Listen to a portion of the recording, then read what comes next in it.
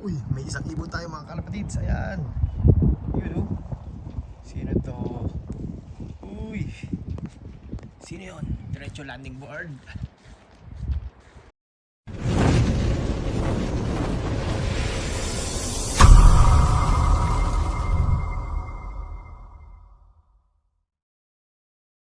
Welcome back mga kalapatids. So for today's video ay mag-aabang tayo ng mga warriors natin. So araw nga ng Sabado. So na-release na yung mga warriors natin sa escape ng 6 AM. Tapos doon sa Gisborne ay 6:15. Tsaka sa Hastings ay 7 ng umaga rin. So tatlo nga yung race namin, yung final laps namin. So yung escape nga namin ay 823 kilometers. So walo yung kinarga natin doon mga kalapatids. Tapos doon sa Gisborne na 713 kilometers. Bali dalawang ibon kinarga natin doon. Tapos doon sa Hastings na 569 kilometers, dalawang ibon din. So ang oras nga ngayon mga kalapatids ay alauna ng tanghali. Ayan. So yung clock nga natin naka-set up na. Ayan. Race active na. So final laps namin mga kalapatids. So yung datingan ng Hastings natin 2 o'clock to 3 PM. Tapos yung Gisborne naman natin siguro mga 5 o'clock na hapon. So nasa 10 to 11 hours lili pa rin yung Gisborne ng mga warriors natin. Tapos doon sa escape na 813 kilometers, ang liparan niya 11 and a half to 12 hours. Or hanggang 13 hours yun mga kalapatids. So yung hangin niya ngayon ay northwesterly. So yung ibon natin mga kalapatids ay dadalin doon. So mula nga bago dumating nga ng dagat, ang hangin na pataboy na ng dagat mga kalapatids. So yung tatawirin nilang dagat, talagang mahirapan yung mga ibon natin. So sana makapagpa-daybird tayo ng warriors natin mga kalapatids. So mahirapan nga yung ibon natin. So makapagpa-daybird lang tayo mga kalapatids. Napakasaya na. At syempre yung makakuha tayo ng trophy. So yung race nga namin, yung trophy ay club champ. Tapos yung pangalawang trophy ay LK. Tapos pangatlong trophy yung triple crown mga kalapatids. Ibig sabihin ng triple crown, pipili kami ng isang ibon bawat dun sa destination na Hastings, isang ibon doon, tapos isang ibon sa Gisborne, tsaka isang ibon sa escape. So yung mga first na bird na darating doon mga kalapatids, yung first bird natin doon, i-combine yung speed doon. So kung sino yung pinakamataas na velocity mga kalapatids, yun ang panalo. So trophy din yun. Tapos pang-apat yung escape. So yung first bird nga sa escape ng 823 kilometers, ayan, trophy din yon mga kalapatids. Tapos yung sa Gisborne, hindi ko alam kung may trophy din yon. Kasi nga first season ko ng old bird dito sa New Zealand. So sana maganda pa uwian mga kalapatids. So nandito na yung mga warriors natin. May natitira pa tayong isang young bird. Ayan, hindi pa napasok. Dahil nga nag-toss nga tayo kaninang umaga.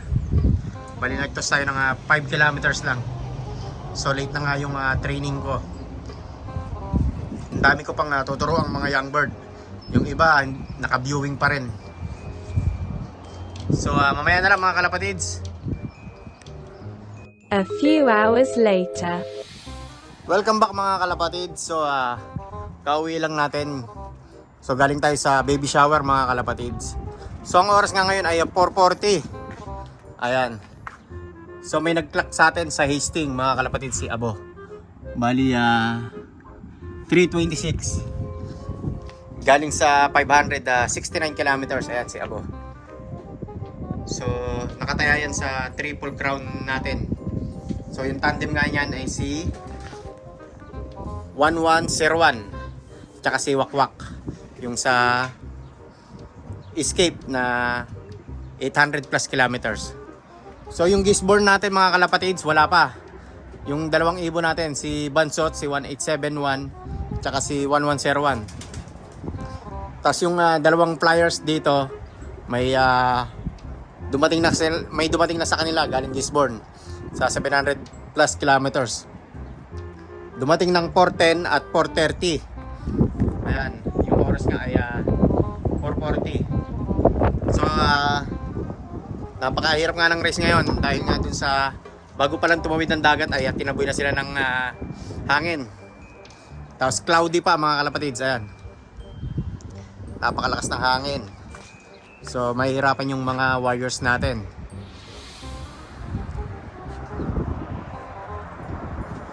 So hindi pa tayo nagpapakain ng mga YB natin. So abang-abang muna tayo ng mga warriors natin. Sana may Gisborne na tayo. Tapos yun sa escape natin, siguro after 1 hour darating yon yung 8 warriors natin. Aabangan natin. Kung sa Gisborne natin, 2.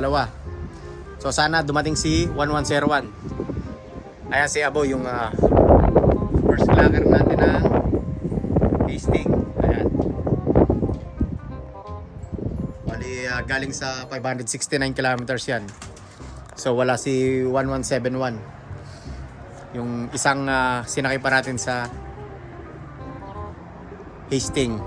So mamaya na lang mga kalapatids. Mga kalapatids, meron tayong isa. Ay dumaan.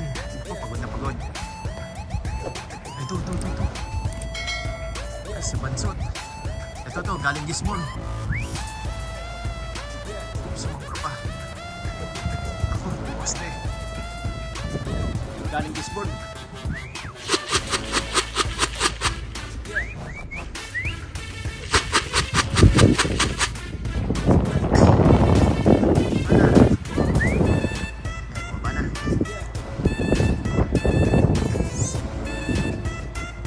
Si 1871 niya kasi Bansot. Look na. Yan, galing sa Gisborne, 700 plus kilometers mga kalapatid. Bali, isang Hastings pa, saka isang Gisborne mga kalapatid. Kaya pababa tayo mga kalapatids. Nakabidyo ko lang kasi ito. Hindi ko na videohan. Kasi 1171. Nakalanding lang. Ayan, kararating lang. So kompleto na yung Hastings natin. Galing dun yung ibon. May isang ibon tayo mga kalapatids. Ayan. Pero sino yun? Diretso nating board. Si 1101. Ayan, kompleto na yung Hastings at Gisborne natin mga kalapatids. Yung 713 kilometers. Ayan, kompleto na yung Gisborne natin. 2 out of 2.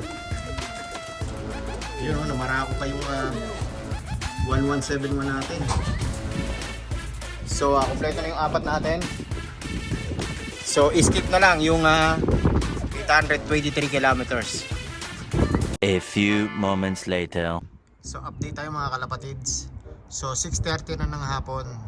Bali 12 hours sa 30 minutes nang nalipad yung warriors natin na 8 sa 823 kilometers. So yung Hastings nga natin tsaka Gisborne na 713 kilometers kompleto na. So yung escape na lang yung hinihintay natin, yung 8 warriors natin. 12 and a half hours nang nalipad yung warriors natin mga kalapatids. So abang-abang ulit tayo. Ayan na mga kalapatids, meron tayong escape. Ako mukhang si 1098 to or si 1867. Uy, sana si LK natin. Uy, saan na? Ito. Naku.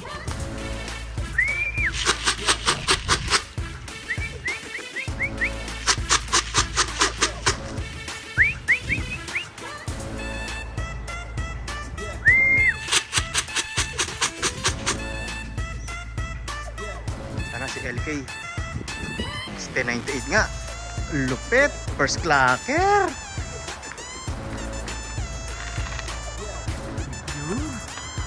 Pasok. Yun o, si 1098 bumawi, first clacker. 823 kilometers mga kalapatids. Ito pa isang ibon natin mga kalapatids. Sa escape, nasa na? Si Tatang. Yun no. Ayos. Magulang ng ano, ng auction bird natin mga kalapatids, ng young bird. Look na. Ayos. Ayos. Yun no. Meron na tayong third bird mga kalapatids. Si 1097 Escape. Tatlo na paklak natin. Daybird sa 823 kilometers. Alright, 1097. So, lima na lang yung ibon na hinihintay natin sa 823 kilometers mga kalapatids. So mga kalapatids, 8:40 na nga ng gabi. So yung pa-daybird natin sa Escape na 823 kilometers, bali tatlo pa lang. Tapos sa Hastings na 713 kilometers, bali kompleto tayo, yung dalawang ibon. Tapos sa Hastings na 569 kilometers, kompleto rin tayo, yung dalawang ibon. So lima pa kulang natin. So napakalakas na nga ng hangin dito mga kalapatids. Hindi ko nga alam kung makakauwi pa yung limang natitirang ibon natin sa Escape. So ito lang yung ibon natin mga kalapatids. Bali 7. Bali 5 kulang natin. Si Grisel, si Pula, si Bansot na 1870, tsaka si 1867 yung LK natin, tsaka si Wakwak. So siguro hindi nila kinaya yung tawid dagat mga kalapatids. Yung strike off nga namin ay bukas pa 6 PM. So yung clock namin ay diretso, naka-on pa rin. So masaya tayo dahil nakapagpa-daybird tayo ng ibon. Lalo doon sa Gisborne na 2 out of 2, dalawa. Tapos sa Escape na 823 kilometers, 3 out of 8. So mamaya na lang mga kalapatids, baka may makauwi pa sa atin, maliwanag pa naman. So bali 8:42 mga kalapatids ng gabi, maliwanag pa dito. Ang liwanag pa nga dito ay hanggang alas 9 ng gabi. So mamaya na lang mga kalapatids. The next day. Good day mga kalapatids. Second day nung race natin mula kahapon. So mamaya nga ay strike off namin na alas 6. So yung pa-daybird natin kahapon ay 7. Tapos may umuwi sa atin na isa, si Pula, alas 8 ng umaga. Galing sa 823 kilometers mga kalapatid, si Pula, ayan. Dumating ng alas 8 ng umaga, ayan, 8:16. Tingnan natin yung mga ibon natin na pa-daybird kahapon.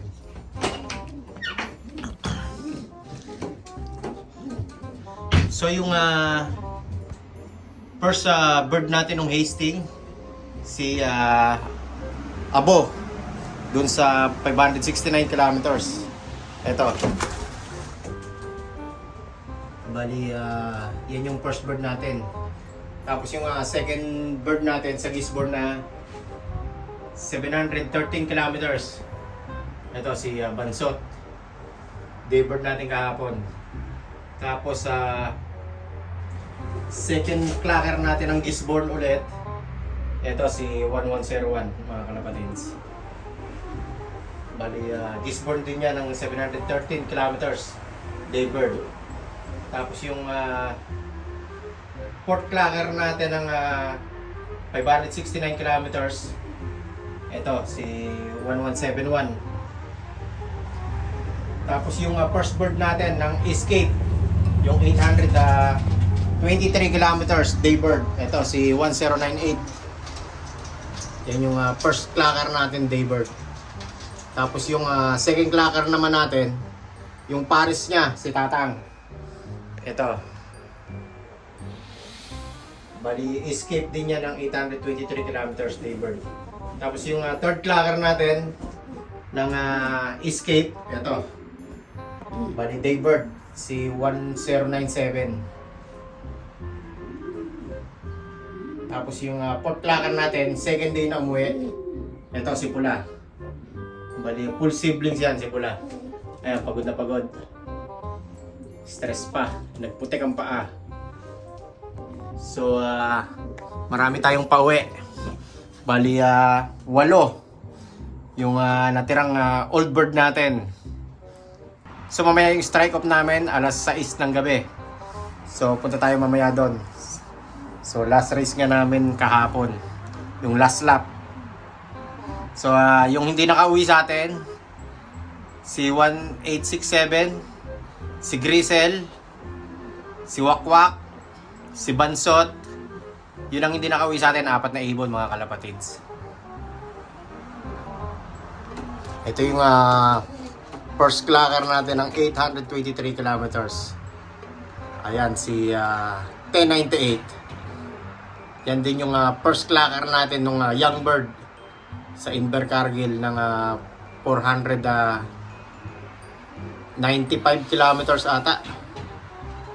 First clocker din natin yan ng Young Bird mga kalapatids. So sa Young Bird naman tayo tututok yung mga ilalaban natin sa next year. So nakapagbuga nga sa atin to yung auction bird natin tsaka yung SIS ring. Yung itlog nito, yung pares nito, second clocker ko din ng Escape, si Tatang. So yung auction bird na yon, yun yung ilalaro natin sa next year, Young Bird. Buti nakapagpabuga ako dito. Pinasitter ko yung itlog nito. So titingnan natin yung lipad nung nag-iinakay nito mga kalapatids. So mamaya na lang mga kalapatids sa club. Ayan yung mga trophy, mga kalapatids.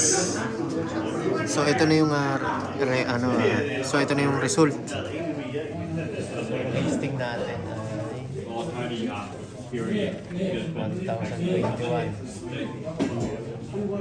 Score natin 1,071. Tapos yung escape 1,064. Ayan.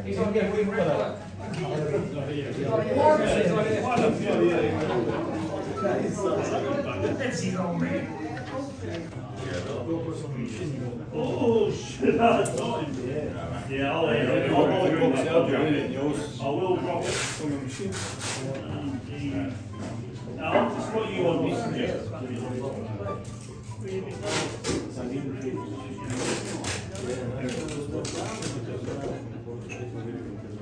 Welcome back mga kalapatid. So galing na tayo sa club. So yung result nga ng federation mga kalapatid sa Hastings na 569 kilometers. Bali 39 na loops. So 39 na members, 239 na birds. Bali 46 na ibon lang yung nag-day bird nung 569 kilometers mga kalapatids. Bali 16th place tayo sa federation. Tapos yung ibon natin ay pang 20. Tsaka yung pang 20 at pang 44 dun sa whole federation mga kalapatids sa lahat ng ibon. Bali 46 lang yung dumating na ibon, yung nag-day bird. Tapos dun sa Gisborne natin na 713 kilometers. Bali 38 loop, 191 birds. Bali pang 20 place tayo. Bali yung si Bansot natin, bali 83 lang yung nag-day bird dun sa Gisborne na 713 kilometers mga kalapatids. Bali out of 191 yung ibon, 83 lang yung nag-day birds. Tapos dun naman sa pinakamalayong race namin, bali 823 kilometers, 44 loop, total of 222 birds. Bali yung nag-day bird lang mga kalapatids ay 47 na pigeon. Bali 12 place tayo sa federation sa 44 loop. Bali yung day bird natin mga kalapatids 27, 30, tsaka 41. Yun ang ranking nila. Doon sa 47 na ibon na dumating na day bird mga kalapatids. 12 place tayo sa federation dun sa 823 kilometers. Magandang panimula sa unang season ko ng Old Bird season mga kalapatids. So, congrats sa lahat ng flyers. So, sa Young Bird naman tayo tututok mga kalapatids. Yung mga panlaban natin. So yung natitira nating old bird, bali 8. Tapos may dumating na isa, yung kulay itim mga kalapatids.